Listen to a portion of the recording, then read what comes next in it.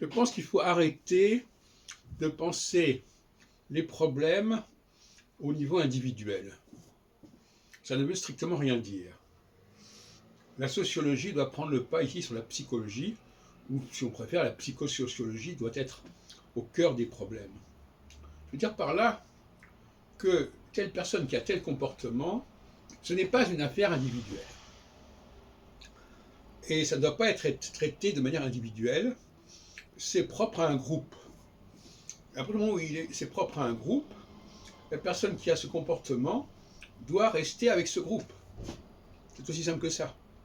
Il faut regrouper les gens qui ont des comportements identiques, qui ont des modes de liberté, des modes de défoulement comparables.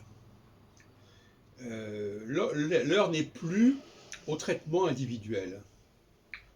Et même sur le plan psychiatrique, il faut parler plutôt d'ethnopsychiatrie, c'est-à-dire de comportements collectifs qui sont comme ceci ou comme cela, et qui sont jugés incompatibles ou insupportables par tel groupe qui a d'autres comportements collectifs. Et il faut traiter tout cela. Et traiter tout cela, ça implique notamment une organisation spatiale.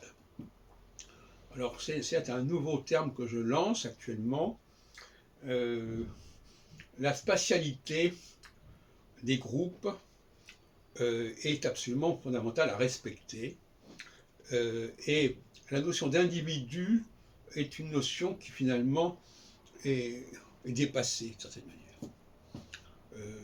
On n'a pas affaire à des individus, on a affaire à des personnes qui sont marquées par un groupe donné, un groupe d'origine, un groupe avec lequel elles aiment se retrouver, qu'on le veuille ou non, où elles ont leurs propres repères, et dès qu'elles sortent de ce groupe, eh bien, elles sont en quelque sorte un peu perdues, et leur comportement est inadéquat. Et ça, c'est le grand problème des concentrations urbaines, des concentrations de personnes, quand on trouve au même endroit des gens qui viennent d'endroits différents, de valeurs différentes, de critères différents.